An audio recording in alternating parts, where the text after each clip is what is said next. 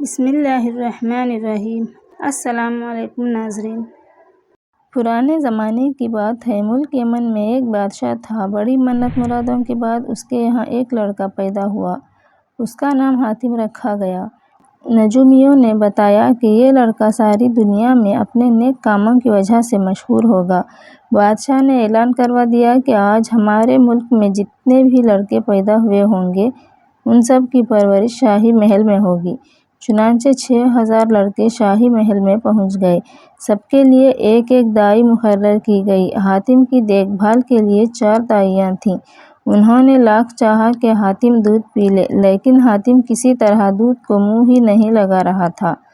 فوراً شاہی حکیم کو بلایا گیا۔ حکیم صاحب نے بتایا کہ یہ لڑکا حاتم زمانہ ہوگا، جب تک دوسروں کو کھلا لے گا خود نہیں کھائے گا نہ پیے گا۔ غرض جب 6000 لڑکے دودھ پی چکے تب حاتم نے دودھ پیا۔ حاتم جب 14 برس کا ہوا تو اپنے باپ کے خزانے کا زر و مال خدا کی راہ میں خرچ کرنے لگا۔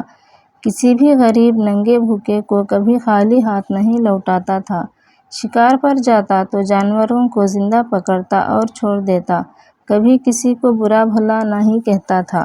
اللہ نے حاتم کو بہت خوبصورت بنایا تھا۔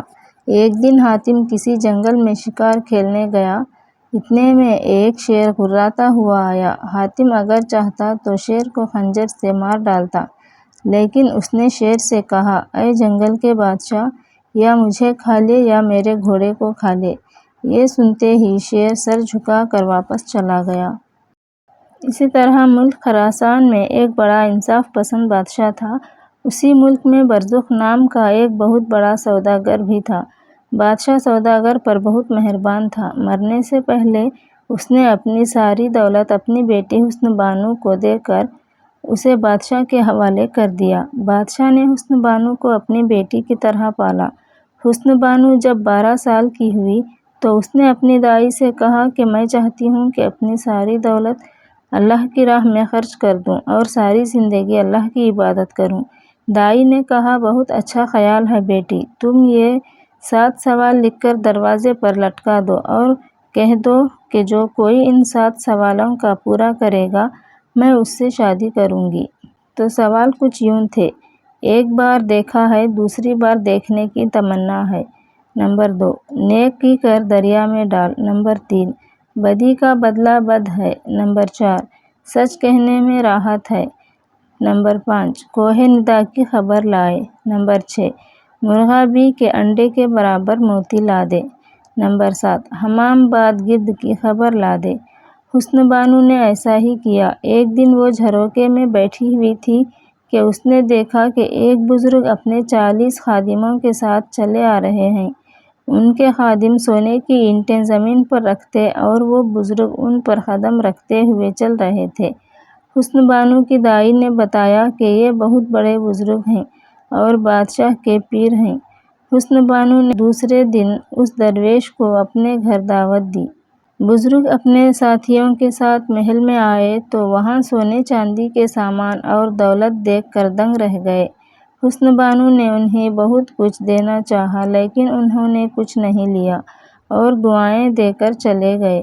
حسن بانو اور اس کے تمام ملازم اور خادمائیں اس دن بہت تھک گئے تھے، اس لیے رات کو بے خبر سو گئے۔ سونے چاندی کے برتن اور تمام مال و زر سب کھلے کے کھلے رکھے ہوئے تھے۔ رات گئے وہی درویش نما ڈاکو اپنے ساتھیوں کے ساتھ حسن بانو کے محل میں داخل ہوا اور سارا مال اور دولت سمیٹ کر لے گیا۔ کچھ لوگ جو جاگ اٹھے تھے اس نے ان سب کو زخمی کر دیا۔ حسن بانو کی بھی آنکھ کھل گئی اور اس نے بھی پہچان لیا کہ یہ وہی لوگ ہیں۔ دوسرے دن سویرے ہی وہ بادشاہ کے پاس اپنے زخمی ملازموں کو لے کر فریاد کرنے پہنچ گئی۔ پہرے داروں نے بادشاہ کو خبر دی کہ سوداگر برزخ کی بیٹی حسن بانو اپنے ساتھ کچھ مردے اور کچھ زخمیوں کو لے کر آئی ہے اور آپ سے ملنا چاہتی ہے۔ بادشاہ نے فوراً حسن بانو کو اپنے محل میں حاضر کرنے کا حکم دیا۔ حسن بانو نے بادشاہ کو تمام واقعہ سنایا تو سن کر بادشاہ بہت ناراض ہوا اور کہنے لگا، بے غیرت، ایک درویش پر الزام لگاتے ہوئے تجھے شرم نہیں آتی؟ اس نے حکم دیا کہ اسی وقت حسن بانو کو سنسار کر دیا جائے، لیکن اس کے وزیر نے بادشاہ کو سوداگر کی دوستی کی دہائی دی۔ تب بادشاہ نے حکم دیا کہ اس کا سب کچھ چھین کر اسے ہمارے ملک سے باہر نکال دو۔ حسن بانو اور اس کی دائی کو بادشاہ کے سپاہی ایک جنگل میں چھوڑ آئے۔ دونوں بھوکی پیاسی جنگل میں بھٹکتی رہیں۔ اسی عالم میں حسن بانو تھک کر ایک درخت کے سائے میں سو گئی۔ خواب میں اسے ایک بزرگ نے بتایا کہ بیٹی، اس درخت کے نیچے ایک خزانہ دفن ہے جو تیرے لیے ہے۔ آنکھ کھلتے ہی حسن بانو نے دائی کو یہ خواب بتایا۔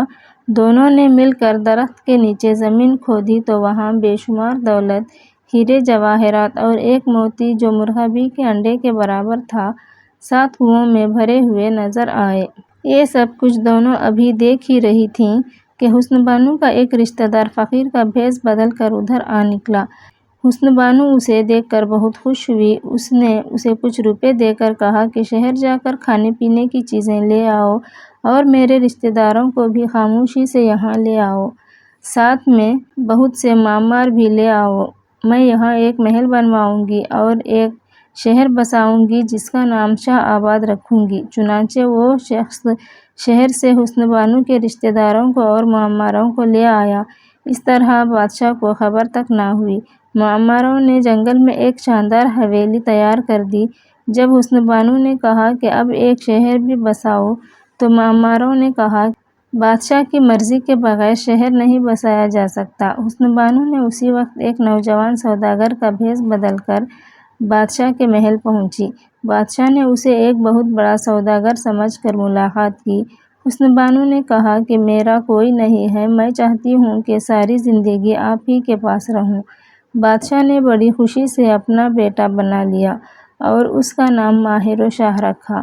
حسن بانو نے کہا میں یہاں سے قریب ایک جنگل ہے، وہاں ایک شہر بسانا چاہتا ہوں۔ بادشاہ نے کہا بیٹا، تمہارے لیے ہر چیز حاضر ہے۔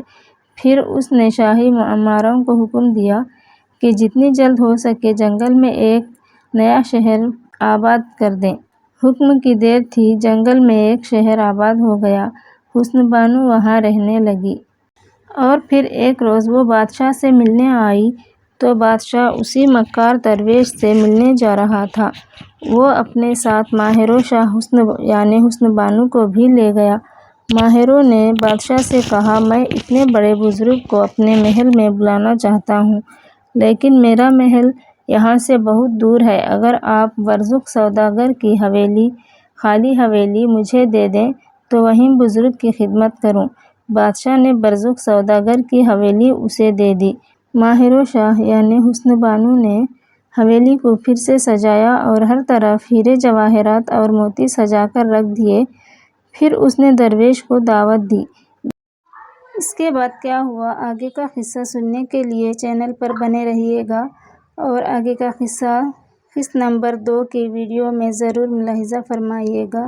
ویڈیو پر یہاں تک بنے رہنے کے لیے آپ سب کا بہت بہت شکریہ، اور آپ سب سے گزارش ہے کہ ہمارے چینل پر اویلیبل پچھلی ویڈیوز دیکھنے کے لیے ایک بار چینل پر ضرور وزٹ کیجیے گا۔ آپ کو بہت اچھی اور انٹرسٹنگ ویڈیوز وہاں پر مل جائیں گی، اور آپ سب سے گزارش ہے کہ دعاؤں میں یاد رکھیے گا۔ اللہ حافظ۔